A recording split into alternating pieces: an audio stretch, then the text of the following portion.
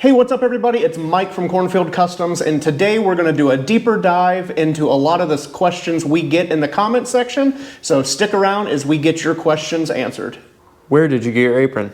My metal shaping apron came from Pat Woods. I had it custom made by him. It's got it's really nice, thick leather. It's lined really well on the inside. It's super heavy duty. Got some of my logos embroidered on it, but this is a really good apron, and Pat does a great job, so make sure to check him out on Instagram and Facebook. If you're doing metal shaping work, you definitely need a good apron to protect your body from getting cut, especially on the larger panels that we have to support against our body while shaping. Where did you get your sweeps? My sweep set came from Chris Rush. He designed them all and had them laser cut for me and shipped them down. I'm not sure if he makes them for other people anymore, but there are a lot of other great companies out there, like Customs by Jimmy in Missouri. He makes them and sells them as well. How do you get warp out of a rolled bead? That's a really tough question because there's a lot of variables that go into what is causing the warping when you put in a bead. By the way it was asked, being rolled, I'm guessing you're talking about using a bead roller. And usually what causes that is that you don't have any pre-stretch when you put the bead in the panel. So what you have to do is the bead is going to draw up that sheet metal, and it's going to take material away compared to the perimeter of it.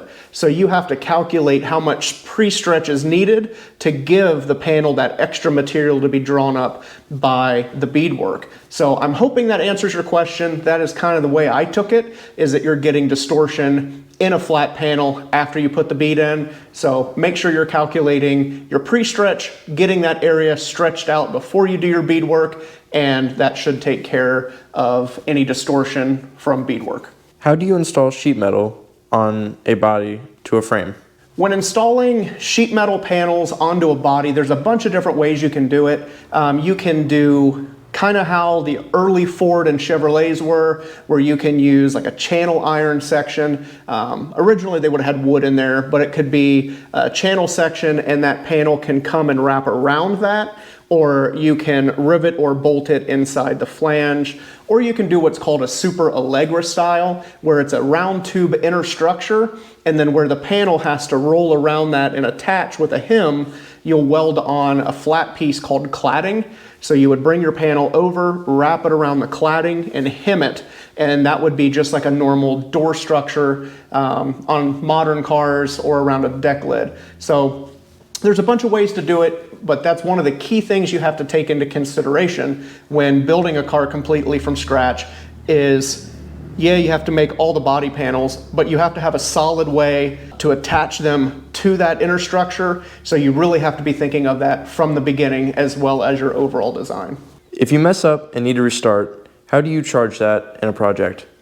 So on a project, if you're doing something that you're not really unsure or you're not really sure of, and say you make a mistake, we'll just use an example, like say I'm building a quarter panel for a car and I give it my best go and I'm not really happy with the way it turns out and I want to do it again. How I do it is I don't charge for the second one to the point where I stopped. So say I get like 75% of the way done and I realize that I'm not really happy with it. So I'll go back and start from the beginning and I'll work free of charge that second time until I get to that 75% area, and then I'll start charging again. I don't double charge customers. I think that's really dishonest in business. It's one thing if the client changes directions after you've already started or made the part, but if it's on me and I make a mistake or I'm not happy, the client does not get charged for that. This is a two-part question. Why not open the skin and fold it back? And how do you grind or file your weld straight to align with the panel? So part one of that, like say we're doing a door skin or a deck lid, and when I remove the skin, I always grind the edge off and just remove it from the pre-made hem. And the reason I do that is I've not had very good luck peeling the hem open. On aluminum cars, it can be prone to cracking where that's hemmed over. You're creating a stress riser and peeling that open can crack. So that's one reason. And then the other reason is when you peel that open, this peak is going to be your strong point, so it's going to try to bend it inboard of where that hem is. So I found it does a lot more damage trying to peel the hem open to get it off the car, and then you have to spend a bunch of time planishing and trying to correct that damage before you can even do what you were in there to do. So for me, it's just easier to grind that off, make a new hem, and edge weld it. And then you can correct the gapping while you're doing that. And for part two, how I dress that edge is I will rough grind it with a roll-lock disc, and then I take a large body file and I file everything straight. And straight is a relative term. It doesn't necessarily mean straight like a straight edge or a ruler, but straight as in matches inside and outside, and it is a smooth edge. So I will open the door or the deck lid, check the gap, bring it back down, adjust as need be, file it, and repeat that process until we get the gap where we want. How to cut a perfect curve and gauge metal like a rainbow. So in sheet metal, when you're trying to cut that radius, the biggest thing is going to be layout. You want to have a good layout with a nice thin line. That way you can aim small, miss small, which is one of our ongoing themes. So you want to start with a nice, clean, tidy scribe line or an ultra-fine Sharpie mark. And what I like to use is just regular tin snips to go in and trim that on that radius. And then I'll come back with a large Vixen file and I will file that nice and smooth. So it's a lot of just being tedious and working to get that nice perfect cut or as close to perfect as you can get. I get little high areas when welding, not enough amps or too much rod in one spot. So if you're getting high areas, it could be either one. So the biggest thing you have to watch is you want enough amperage to be getting 110% penetration. So a good rule of thumb of that is 1 amp for every 1/1000th of material thickness. That gets you in the ballpark. And you want to check the bottom side of your panel to make sure you're getting adequate penetration. So if you're getting those two things and then you're still getting high areas, you're using a little bit too much filler rod. So the key is you want just enough filler rod to be ever so slightly proud of the parent material. That will allow you to be able to planish that back out and get your surface nice and flat without doing any grinding. But if you run into areas that you do have to grind, that's perfectly okay, and I run into that all the time to where I have a lapse in judgment or I'm not paying as close of attention as I need and I get a little bit too much filler rod, so I'll just grind that off in that spot, being very careful not to get into the parent material with the grinder. So you're just going to have to look and see, as long as you're getting plenty of penetration and you're not getting any undercut, your amps are fine, and if you're still getting those high spots, just back off your filler a little bit and maybe step it down to another small, the next size smaller filler rod. So I like to use 030, and if you're using a 16th inch filler, it's going to be a little bit easier to put too much filler in. So get a little bit smaller filler rod if that becomes an ongoing problem. Do you like the ox planishing hammer? So I've got the ox planishing hammer here in the shop, and I've used it on a handful of different projects, and I do like it in certain areas or in certain applications. There's times that I really like the Milwaukee pedestal planisher for certain things, but on really large panels that are hard to manage and wrangle around, the ox is really good to be able to leave that panel on the bench and use the handheld backed up with a dolly to get the job done that way. So I do like the ox. It might not be for everybody, so you just have to check it out, but I think they're really handy, and I am glad that I have one in the shop. Do you think CNC metal shaping will replace you? I don't see CNC metal shaping replacing actual coach builders and high-end metal shapers. I think it has its place in like rapid prototyping or mass production of parts, say on like race cars that get damaged all the time. But a lot of the type of clients that I deal with, they want that handcrafted automobile or aircraft part or whatever the piece may be, and it goes into the artistry of it and kind of the connection back to history and having a little bit of a soul. So I think that's what's going to not be replaceable. Is the panel is one thing and it can be replicated with a machine, but you're not going to have that hand-touched artist feel to it. And the big thing with the CNC metal shaped parts is they're not finished. You're still going to have the guy that can trim it, assemble it, metal finish it, do all the edges and all the little detail and design work. I feel that the CNC metal shapers are just roughing out the panels to get them ready to go together, and at that point, it's not a car, it's just a pile of loose sheet metal. So there's still a lot of handwork that has to be done, and that's where the craftsmen and the metal shapers really come in, and I don't think that will ever go away. How do you deal with burnout? So burnout is a real thing, and I used to struggle with it a lot more than I do now. And the thing that I have found that has really helped me kind of deal with that is having your own personal projects and forcing yourself to work on it. That helped me out a lot. Is I'd been dealing with being burned out probably for about 10 years, and then when I built the Red Roadster behind me, a lot of that went away because I could take all of the frustration and the creativity I wanted to use but was being held back on client cars because I'm not completely in control. The client gets to make the final decisions. So having the creativity to do that car, it just really rejuvenated kind of my drive and passion into this industry. But kind of how you deal with it on a day-to-day, because we all go through burnout and we all have to deal with it, is you just have to do it. It sucks and all of that stuff, but the most important thing is to take the first step, just start doing it, and don't let the burnout creep in too hard. Just get after it, make progress, and push through it, and at the end of the day, you'll realize it wasn't that bad. So we all deal with burnout, we all have to go through it, so just keep working and it'll be all right. The UPS guy's here. He should have race car parts. Why did you choose an LS for the Rouster Roadster? The reason I went with the LS and the Rouster Roadster is a buddy of mine, Gene, he's been on the podcast before. I can't remember if he's been in a video or not, but he builds high-performance LSs down the street. They're cheap, they make a lot of power, you can get parts anywhere, and that's pretty much it. It was a 500 horsepower for a few $1,000s, and I can get any aftermarket part I want. The rare motor stuff is super cool, but it's also very expensive and it's not all that practical. So with that car, I just want to be able to go out, have way more power than I should, and just do silly stuff. So I went the cheap and easy route for the most part, and that's pretty much the easiest way to explain why I went with the LS. What penetrating fluid do you use?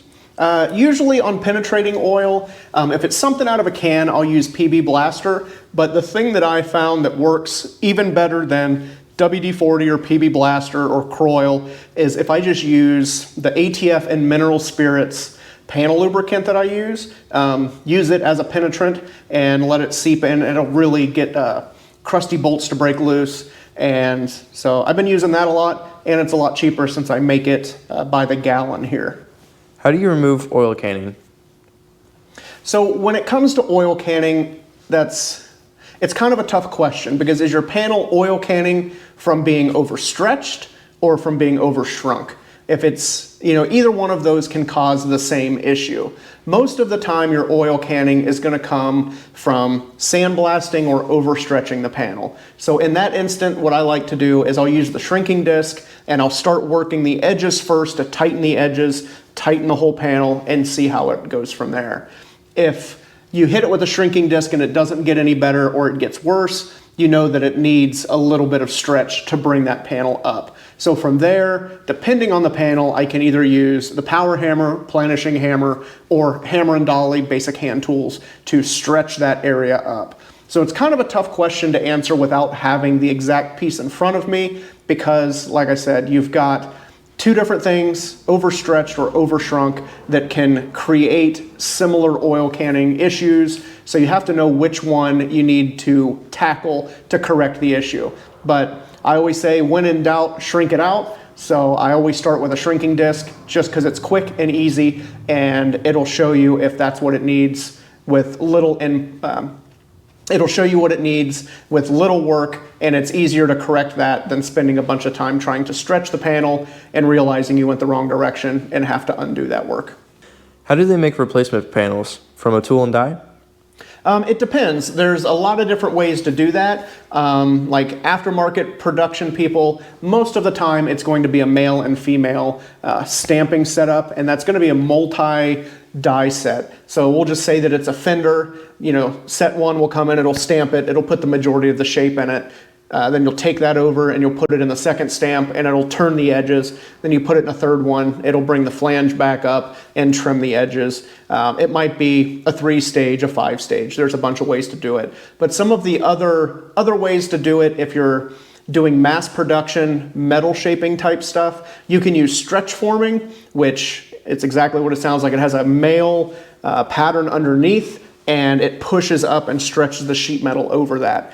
So you can stretch form. I know a lot of guys over in Poland do that. There's stretch forming, male and female die stamping. There's a bunch of different ways to mass produce stuff, but I would say for the aftermarket world, most of it is going to be a male and female die that stamps everything out. How do you use a Cleco, and how do you fill the hole? So with Clecos, I'm going to scoot in here so you can see it. A Cleco is a temporary fastener, and you use a special pair of pliers that just hook on to the Cleco body, and as you squeeze that, the barbs come past this little center pin and it gets smaller. So you'll have 2 panels that'll be overlapped, or you'll be doing a butt weld with like a Cleco tab, and I'm just going to use the Cleco tab to show you the 1/8-inch hole. So here it doesn't fit through there, but when you squeeze that and the barb goes in, you can see we can put that through. So then as you let that out, it expands the barbs and it locks it in place. So if you have 2 pieces that are overlapped with an 1/8-inch hole drilled between both, it sandwiches them together.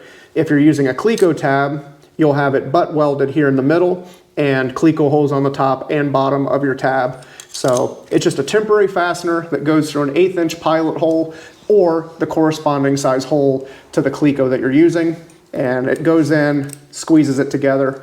And personally, I prefer Clecos way more than I do sheet metal screws. It doesn't tear the hole up, they're reusable forever, and they come in, I like these little short ones, and then they make a standard, so I'll stick the standard one next to it. So there's a standard length on top, and the little stubby guy there on the bottom. So that's basically how a Cleco works in a nutshell. Without a gauge, how can you find the contour of the panel? So if you really need to find an exact number of what the radius or radii on certain panels are, you're going to have a gauge. But if you don't really care what the number is, but you need to duplicate or find something similar, you can make your own gauge out of a piece of sheet metal, a piece of welding wire. You can do cardboard on edge and trace that until it fits really nice. You can even use pin gauges. Anything you can do to measure that radius so you can duplicate it or check and verify. But like I said, if you need to know the exact number, you're going to need to get something that has that designated number on it, just so you can check that out. Can you do a basic explanation of radial stretching? Yeah, so with radial stretching, it's exactly what it sounds like. Everything works in a radius from the center point outward. So we'll just say that we have a 36-inch radius that we need to put into a panel, so we're using a 36-inch radius tool. So what it is it's going to have a contact patch directly in the middle of that radius, and it doesn't matter if it's a round tool, square tool, rectangle, octagon, it's all going to have a central contact patch. So when you come down, and we'll just say this hand is the lower tool that is 36-inch radius, and this will be our flat top upper or our body hammer. As that comes down and strikes the lower tool, it's going to hit that contact patch, and that force is going to spread out equally in every and all direction. So it's going to hit your focal point, which is your contact patch, and that force is going to spread out equally in all directions. So it's going to stretch radial from that center point. So that's basically how radial stretch works. It all comes down to your contact patch. That force spreads out every direction in that radius. All right, so that wraps up our questions. If you guys have any other questions that you would like to see in a video just like this one, make sure to put those in the comment section, or you can shoot us an email at cornfieldcustomsltd@gmail.com. and we can do more of these videos if you guys want me to, and if we get the questions. So thank you guys so much for checking out this video. Make sure to drop the comments if you want to get your question asked, and make sure to check out some of our other videos. Let us know how we're doing, and I appreciate all the questions you guys keep asking, and we will catch you guys on the next one.